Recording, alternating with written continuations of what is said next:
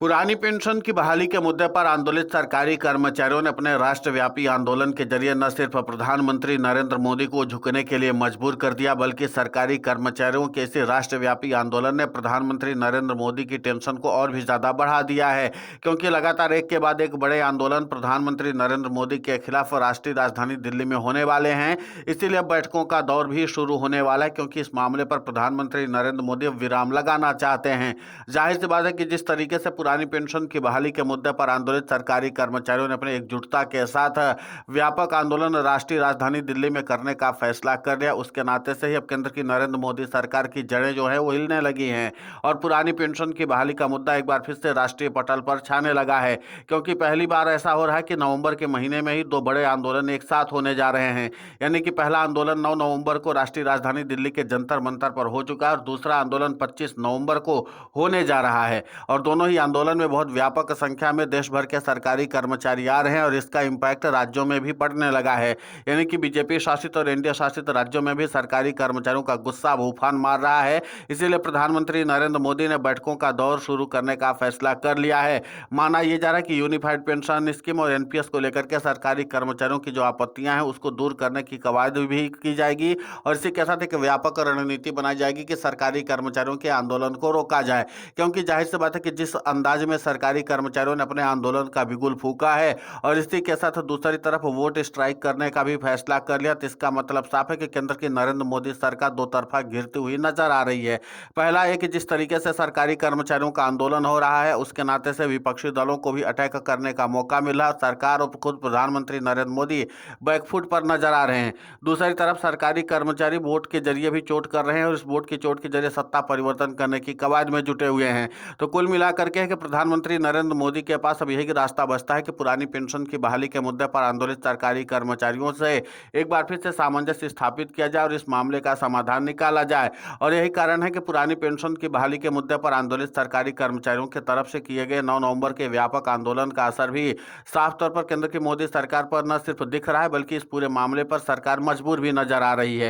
और यही कारण है कि वित्त राज्य मंत्री पंकज चौधरी ने 2 दिन के अंदर में यानी 11 और 12 को पुरानी पेंशन की बहाली के मुद्दे पर आंदोलित सरकारी कर्मचारियों के प्रतिनिधियों से 2 बार बैठक कर ली है। इस बैठक में इस बात को माना जा रहा है कि आगामी समय का जो बजट सत्र होगा उसके पहले पहले इस पूरे मामले का समाधान निकाल लिया जाएगा। यानी कि पुरानी पेंशन की बहाली के मुद्दे पर बजट सत्र के आने से पहले ही केंद्र की नरेंद्र मोदी सरकार इस मामले का समाधान इसलिए भी निकालना चाहती है क्योंकि एक तरफ जहां सरकारी कर्मचारियों के बड़े व्यापक आंदोलन विपक्षी दलों को बूस्टर डोज देंगे और उसके बाद इस मामले पर घेरेबंदी भी संसद में हो सकती है और संसद का सत्र वैसे भी हंगामे की भेंट चढ़ने वाला है। दूसरी सबसे अहम बात है कि जिस तरीके से वोट की चोट के जरिए अगर बिहार में सरकारी कर्मचारी महागठबंधन की सरकार बना देते हैं तो फिर जाहिर सी बात है कि केंद्र की नरेंद्र मोदी सरकार की जो सरकार है उसकी जड़ें भी हिलनी शुरू हो जाएंगी, क्योंकि इस वोट की चोट का असर इतना गहरा होगा कि जाहिर सी बात है कि बिहार में अगर एनडीए का सियासी समीकरण बिगड़ा तो फिर उसके बाद एनडीए के घटक दल भी साथ छोड़ने में गुरेज नहीं करेंगे, क्योंकि जाहिर सी बात है कि यहाँ पर प्रधानमंत्री नरेंद्र मोदी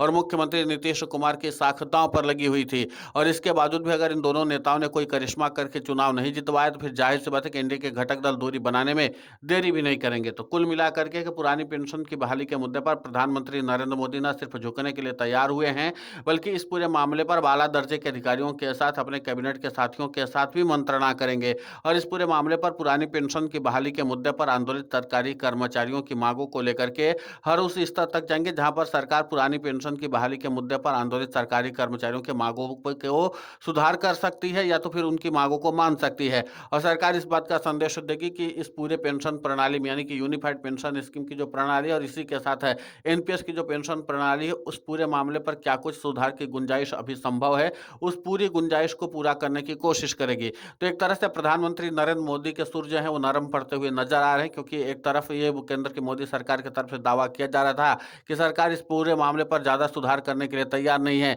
लेकिन जिस तरीके से पुरानी पेंशन की बहाली के मुद्दे पर आंदोलित सरकारी कर्मचारियों ने अपने व्यापक आंदोलन के जरिए न सिर्फ केंद्र की मोदी सरकार को अपनी ताकत का इजहार किया बल्कि इस बात का भी संदेश दिया कि सरकारी कर्मचारी आगे चल करके प्रधानमंत्री नरेंद्र मोदी के लिए और भी मुश्किलें खड़ी कर सकते हैं। अब ऐसे में केंद्र की मोदी सरकार की दोहरी चुनौती यह है कि जहां सरकारी कर्मचारियों का व्यापक आंदोलन न सिर्फ सियासी तौर पर उनको नुकसान पहुंचा रहा है बल्कि उनके इमेज को भी डेंट कर रहा है और इसी के साथ उनकी ड्रीम पेंशन प्रणाली यानी कि यूनिफाइड पेंशन स्कीम जो प्रधानमंत्री नरेंद्र मोदी की महत्वाकांक्षी पेंशन योजना थी, उसको भी पूरी तरीके से सरकारी कर्मचारियों ने पलीता लगा दिया है। और माना यही जा रहा है कि अब यूनिफाइड पेंशन स्कीम नवंबर के अंत तक में सीधे तौर पर वापस लेने के लिए प्रधानमंत्री नरेंद्र मोदी प्रयास कर सकते हैं। और उसका प्रमुख कारण ये कि जिस तरीके से यूनिफाइड पेंशन स्कीम को लेकर के सपने सजाए थे प्रधानमंत्री नरेंद्र मोदी ने, उसको सरकारी कर्मचारियों ने अपने 3-4 महीने के आंदोलन में पूरी तरीके से चकनाचूर कर दिया है, यानी पलीता लगा दिया है। अब पुरानी पेंशन की बहाली के मुद्दे पर आंदोलित सरकारी कर्मचारियों की मांगों को मानने के अलावा न सिर्फ केंद्र की मोदी सरकार के पास एक ही रास्ता बचा है,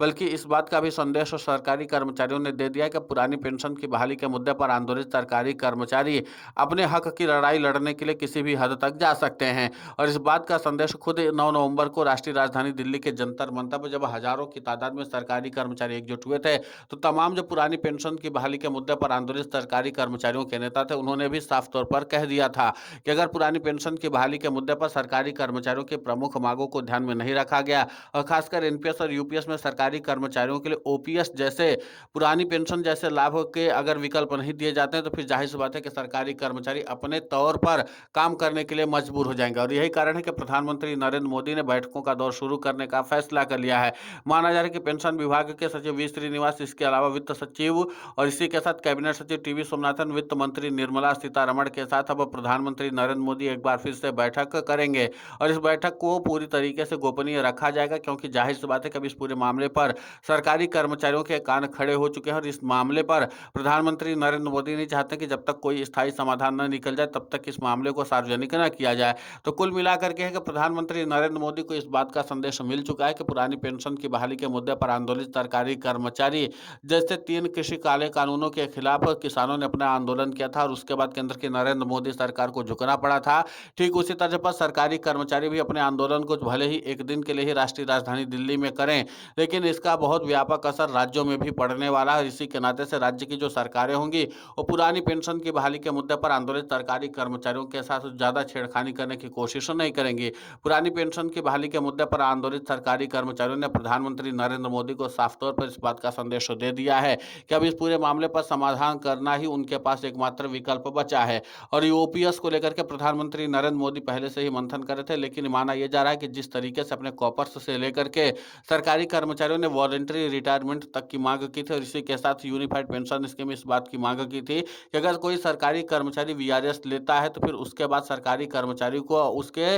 वीआरएस लेने के बाद से ही पेंशन का लाभ दिया जाए। अब इन तमाम मांगों को केंद्र की नरेंद्र मोदी सरकार को मानना मजबूरी भी हो गई है। और अगर प्रधानमंत्री नरेंद्र मोदी सरकारी कर्मचारियों की इन मांगों को नहीं मानते, तो फिर जाहिर सी बात है कि उनको यूनिफाइड पेंशन स्कीम वापस लेना पड़ जाएगा। फिलहाल इस पूरे घटनाक्रम को लेकर के आपकी प्रतिक्रिया बहुत महत्वपूर्ण होती है, आप हमें कमेंट करके जरूर बताएं। साथ ही पुरानी पेंशन की बहाली के मुद्दे पर हम लगातार आंदोलित होकर के खबरें चला रहे हैं। आप हमारे समर्थन के लिए चैनल को सब्सक्राइब करें, खबर को ज़्यादा से ज़्यादा शेयर करें, ताकि पुरानी पेंशन की बहाली का मुद्दा और बुलंद हो।